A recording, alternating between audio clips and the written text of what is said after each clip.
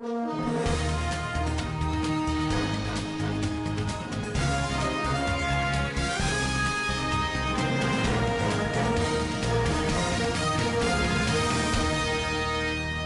and welcome to Standard Voice Television Global News. Today, 18th May 2026. Equivalent Islamic calendar for Zulhijjah 1447 after the Hijrah of the Noble Prophet. In the headlines, federal government to unveil non-formal education radio for broadcast lessons nationwide. People's Democratic Party optimistic of reclaiming majority National Assembly seats in 2027. Troops of Operation Hatlankai rescue over 400 abductees in Northeast. And on the international scene, World Health Organization declares Ebola outbreak global health emergency. And on sport updates, Nigeria's Eagles know 2027 AFCON qualifying opponents Tuesday.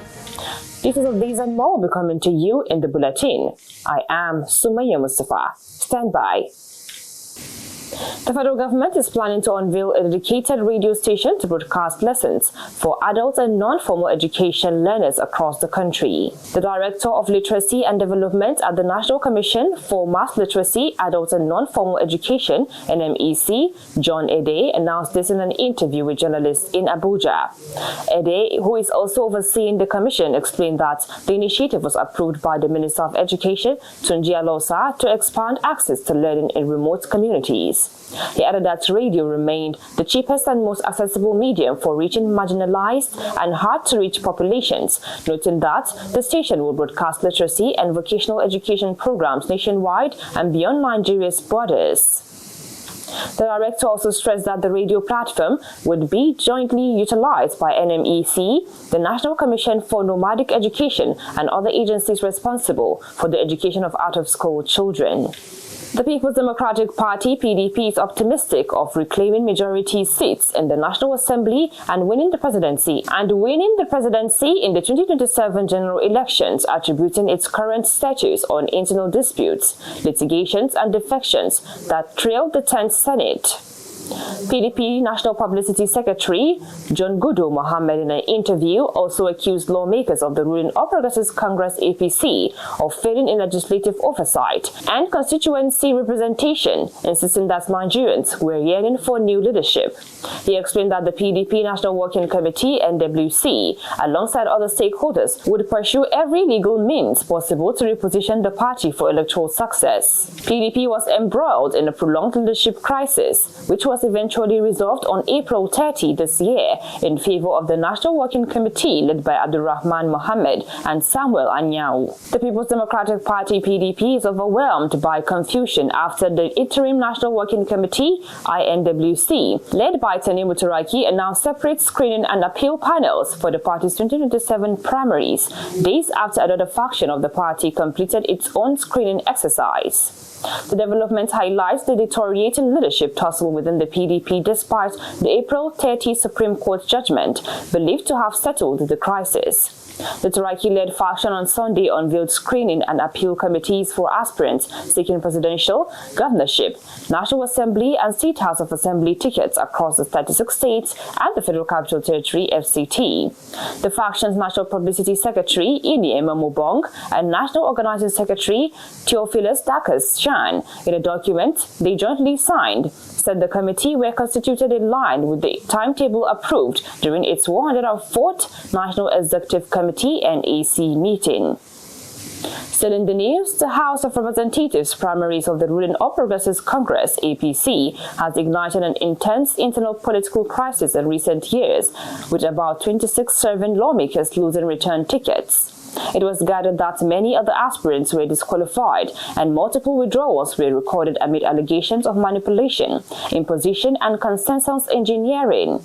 From Rivers, Edo, Imo, Lagos, Kwara, Benue, Ekiti, Plateau to Cross River State, the primaries exposed widening cracks within the ruling party as governors, power blocks, and political godfathers wrestled for control of candidacies, sidelining several sitting legislators.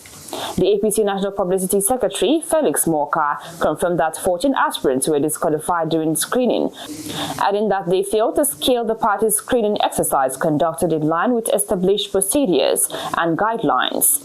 In the same vein, the ruling APC has cleared former governor of Kogi State, Yahya Bello, to participate in the party's primary election for the Kogi Central Senatorial District.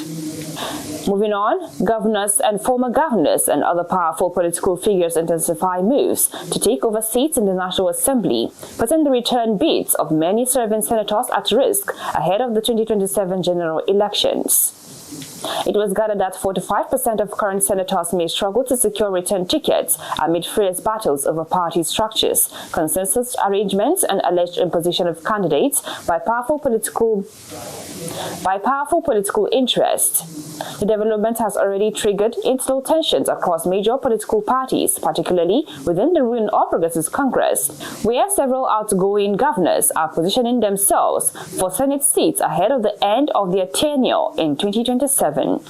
Among senators believed unlikely to return to the Red Chamber are Saliu Mustafa, Suleiman Sadiq, Lola Ashiru from Kwara State, Solomon Adiola, Ogun West, Adetokumbo Abiru, Lagos East, among others.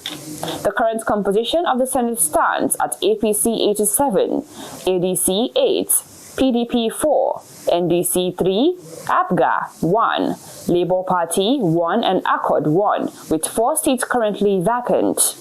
The Zamfara State House of Assembly has approved the extension of the suspension of 7 lawmakers for another legislative session over alleged misconduct and violation of House rules. The resolution was reached during plenary under the leadership of the Speaker, Bilyaminu Ismail Moriki. Spokesperson of the Speaker's office, Bello Madaro Kuria, in a statement said the affected lawmakers are still being investigated over alleged misconduct and violation of the House standing orders. The motion for the extension was moved by the Majority Leader, Bello Mohamed Mazawaje, and seconded by Ibrahim Garba Liman, noting that the matter is still before the court. The suspended members include Bashir Abubakar, Bashir Aliyu, Nasiru Abdullahi, Farooq Musa Dosara, Aminu Ahmed Keita, Ibrahim T. Tukur, and Bashir Bello. The news is coming to you on Standard Voice Television Global News. Still to come in the news. Troops of Operation Hadunkai rescue over 400 abductees in Northeast. And on the international scene, World Health Organization declares Ebola outbreak global health emergency. And on sport updates, Nigeria's Eagles know 2027 AFCON qualifying opponents Tuesday. Details of these and more will be coming to you after this break. Stay tuned.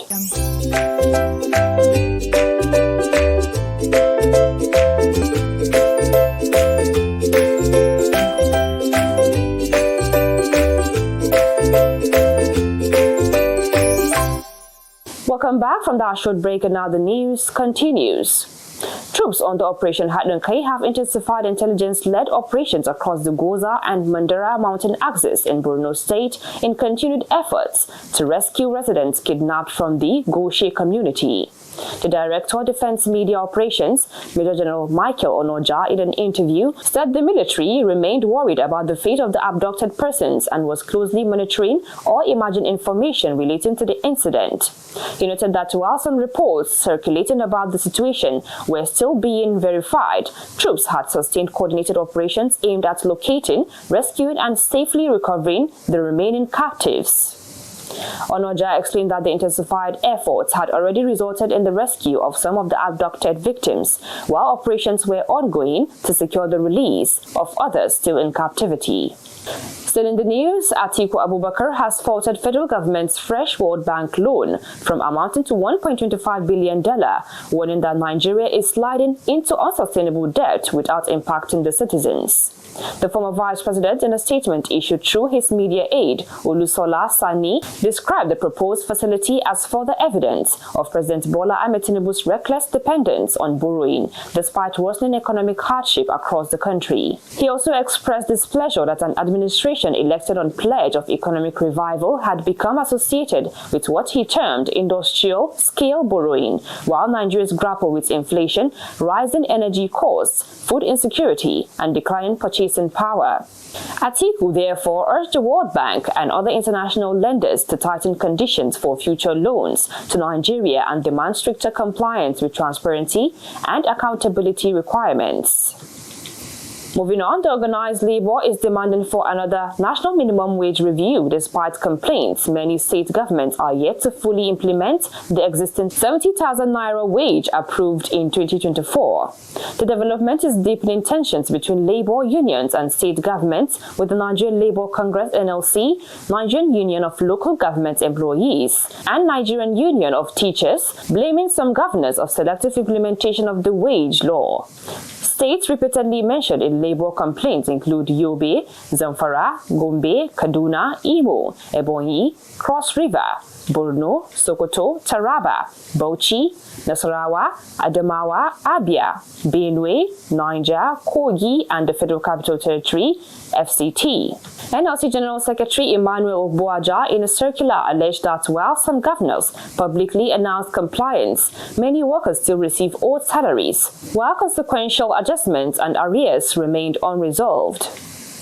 Moving on, the chairman of the Independent National Electoral Commission, INEC, Joas Amopitan, has been urged to transparently and effectively probe the allegations that governors of the All Progressives Congress APC diverted 800 billion naira for political and campaign purposes.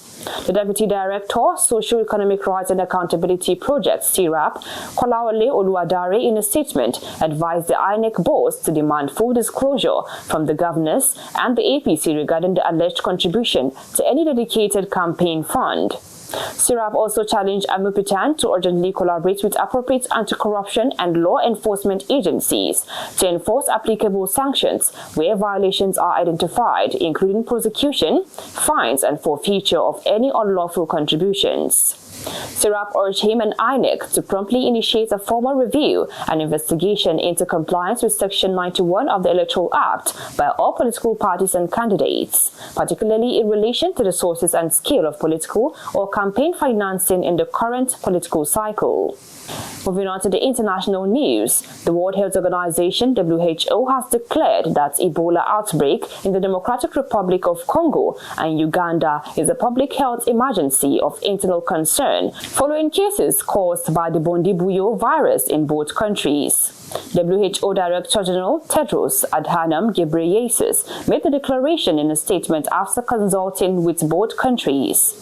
The statement said as of Saturday, 8 laboratory-confirmed cases, 246 suspected cases, and 80 suspected deaths had been reported in Ituri province in Congo across at least 3 health zones in Bunia, Rwampara, and Mungwalu. Ghebreyesus added that 2 confirmed cases, including 1 death, were also reported in Kampala among travelers arriving from the Congo, while a confirmed case was recorded in Kinshasa on Saturday among a returnee from Ituri. And lastly, on sport updates, Nigeria's Super Eagles will know their opponents for the 2027 Africa Cup of Nations AFCON qualifiers on Tuesday when the Confederation of the African Football, CAF, conducts the draw for the tournaments to be jointly hosted by Kenya, Tanzania, and Uganda. CAF disclosed that the qualifying draw will be held at the headquarters of the Egyptian Football Association in Cairo ahead of the finals, which are scheduled to take place from June 19 to July 17, 2027. This will be the first edition in the competition's history to be co-hosted by 3 countries. CAF explained that the 48 participating countries will be divided into 12 groups of 4 teams, with the top 2 sides in each group qualifying automatically for the finals. And finally on the news, here's a recap of the top stories again. Federal government to unveil non-formal education radio for broadcast lessons nationwide. People's Democratic Party optimistic of reclaiming majority National Assembly seats in 2027. Troops of Operation Hadlankai rescue over 400 abductees in Northeast. And on the international scene, World Health Organization declares Ebola outbreak global health emergency. And on sport updates, Nigeria's Eagles know 2027 AFCON qualifying opponents Tuesday. On behalf of the news editor Iliadamu Auta and the production crew, I am Sumaya Mustafa, thanking you and bye for now.